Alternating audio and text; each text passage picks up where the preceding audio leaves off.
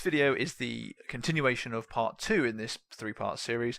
If you come to this video first, it's probably better if you go back and listen to part 2 first. In this video, I'm going to play a few more clips from a different episode of the Skeptics Guide to the Universe. In these clips, they discussed some test compensation claim cases, which I believe are going through, or have gone through, the American court system. I think it's the American court system, I could be wrong.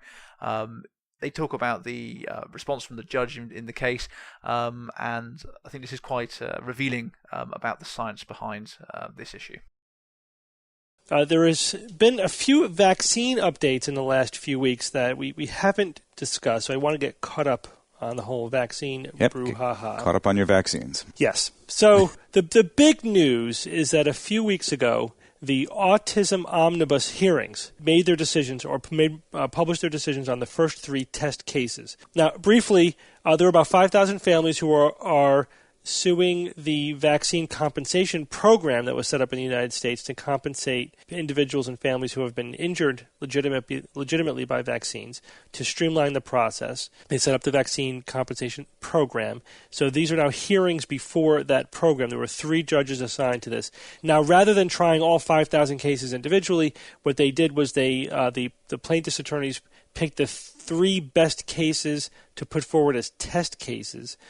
And those 3 were tried, and certainly the decisions for those 3 cases will go a long way to determining what happens with the other 5,000 cases. These were to test the various theories of alleged links between vaccines and autism. So one theory is that the MMR vaccine alone causes autism. The other theory is that the MMR vaccine plus thimerosal causes autism, and the third is that thimerosal alone causes autism.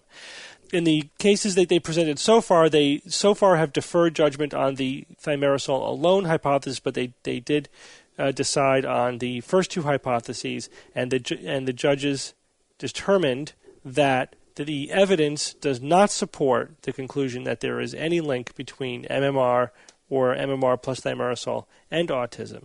So it was a completely slam dunk decision against the anti-vaccinationists. It was as decisive and as harsh in its criticism of the case that was presented by the plaintiffs as Judge Jones was against the intelligent design people in the Dover trial. Again, when the evidence is all laid out there in a court where there are rules of evidence, and it's before judges, not playing up to the emotions of a jury, but just before these 3 special masters, it becomes really obvious who has the facts on their side. Now, the anti-vaccinationists, in response to this, have been working overtime to try to distract from this decision and to spin it as much as possible. Most notably, David Kirby, who is a journalist who wrote Evidence of Harm, has been writing in the Huffington Post as well as RFK Jr.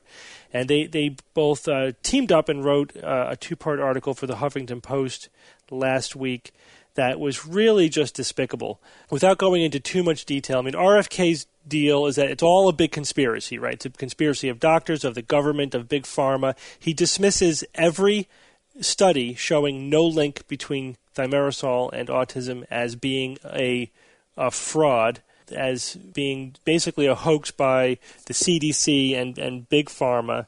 He says, for some reason he uses this phrase over and over. He says the CDC ginned up these studies to show that there was no link between thimerosal and autism. So he just flat out dismisses all of the evidence that contradicts his conspiracy theory, which is that's the beauty of conspiracy theories, right? You could use the conspiracy to dismiss any evidence against your position.